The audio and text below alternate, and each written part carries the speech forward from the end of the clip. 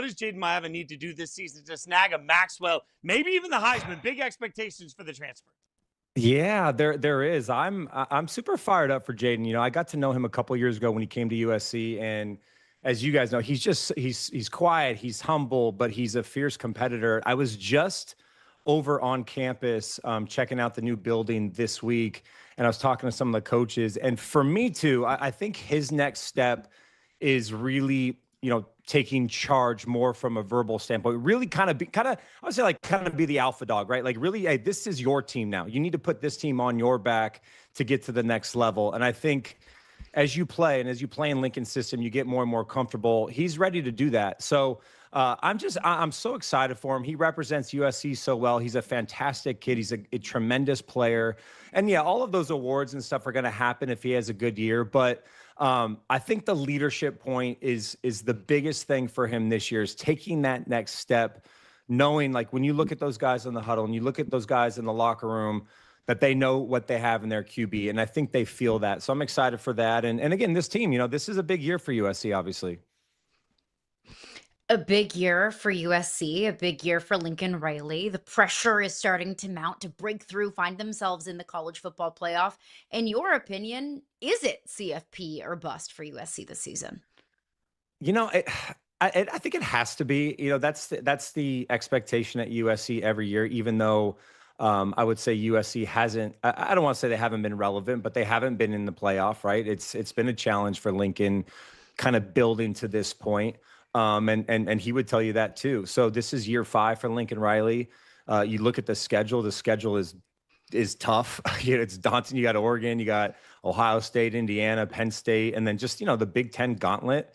But I think this team is finally built to withstand that, and finally built to compete against some of those big boys. I mean, you go back to last year and we were at the Illinois game. If they end up winning that game against Illinois, which they lost on a field goal, they're in the college football playoff probably. So they're close, but that's what USC fans don't want to hear. We don't want to hear we're close. We want to hear that we're ready to take the next step. So I think on paper, this team is really, really good. I know they're very excited about it. And then again, we just talked about Jayden, but they got some great pieces. They got the O-line, the running backs are tremendous. Gary Patterson on defense, kind of coming out over time. I'm actually very excited to kind of see what he brings to the table on that side of the ball. But yeah, I feel, the long short answer of that is it's always playoff, I think, or bust for USC, and we'll see if they can get there.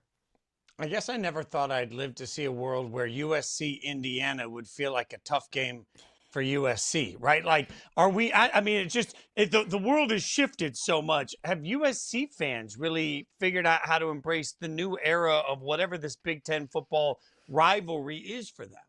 Well, did you ever think you'd be living in an era where Indiana football was a national champion? No, right? Isn't that crazy? We're going there. Or that USC Indiana's a conference game. Yeah, USC Indiana's a conference game. Indiana's the defending national champion in college football. It's wild. So yeah, no, I think it took when you look at USC, it took a couple years. And I think everybody's different. This is a new era of college football. You've had to adapt on the fly very, very quickly.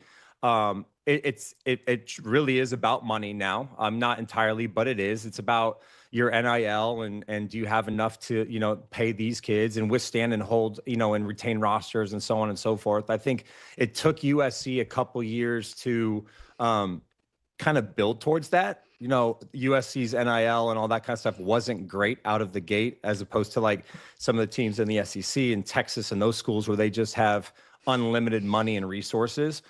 But I think USC has gotten to that point because they are recruiting at a top 5 level now every year. They are getting the players, they are hitting the portal, and being able to pay guys their market value or whatever that is, whatever that looks like. So again, I say all this because on paper, USC is really, really good this year. They're really talented. They have the size, they have the bodies now.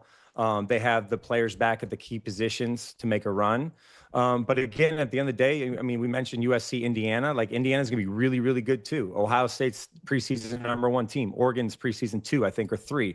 They get Oregon at home. They have to go on the road to Penn State, who I think Penn State's going to be terrific under Matt Campbell.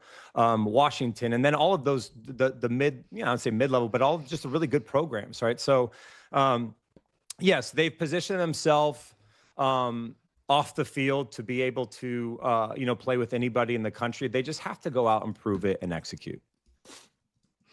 You mentioned some of the games that USC has on their schedule. Oregon, the number 2 team in the country preseason. Washington, you go across the country to Penn State. Then Ohio State on the road at Indiana. Of course, you finish out the year with UCLA. Not a preseason top 25 team, but Bob Chesney just got JMU to the playoffs, and I think he's a really good head coach.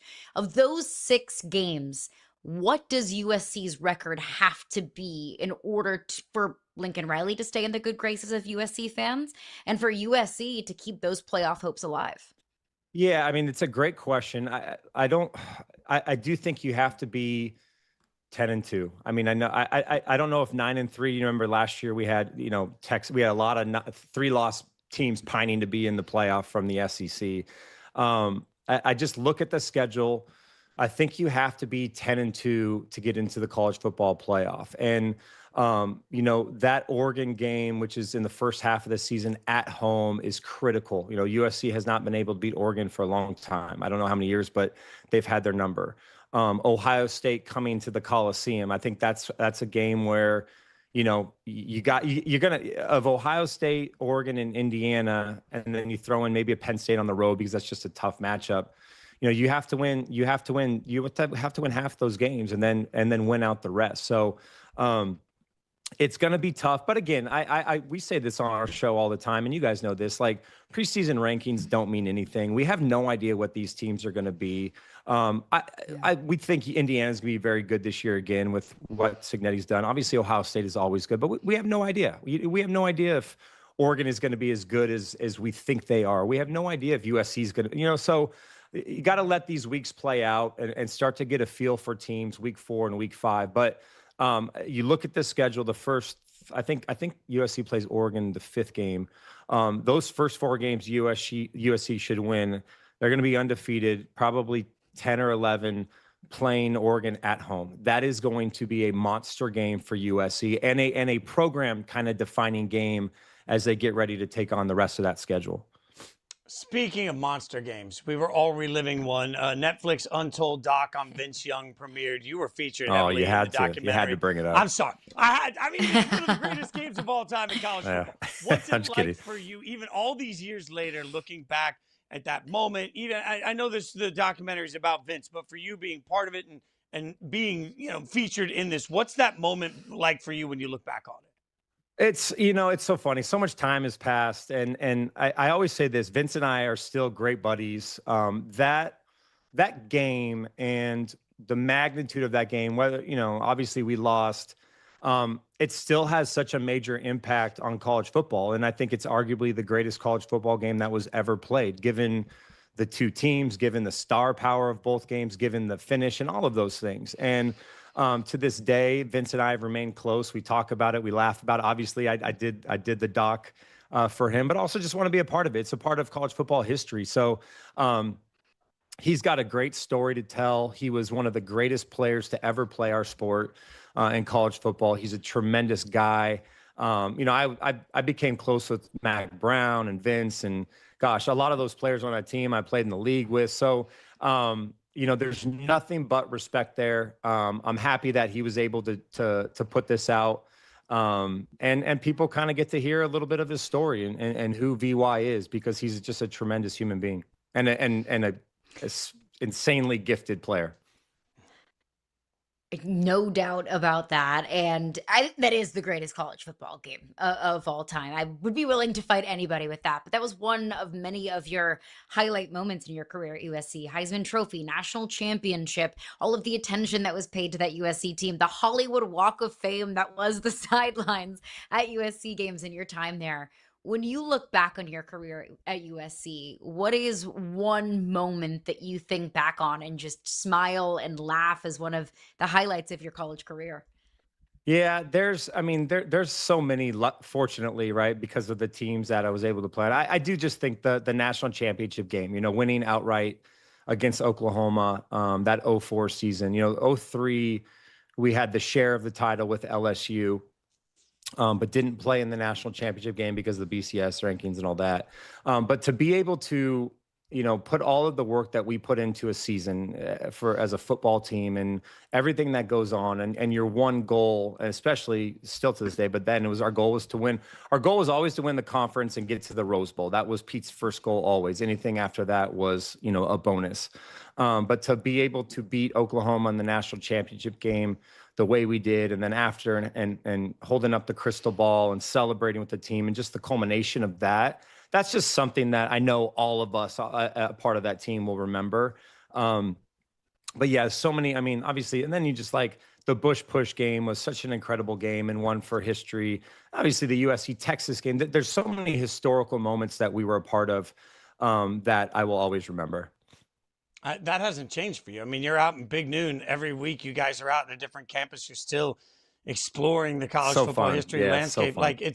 And it's a great watch. It's an incredible show every single weekend, Matt. Like, when you look at it, what's the campus every year that you sit there and say, man, I really hope we end up at, other than USC? It's we pretty much live, in the to venture out at some point and get to some of those other schools across the country. But Big Ten campuses are amazing. I always say this, when I always say, like, Iowa is one of my favorite places to go. Iowa City is such a cool college town, but every time we go to Iowa, their fans and their students are insane. It's just so much fun to go there.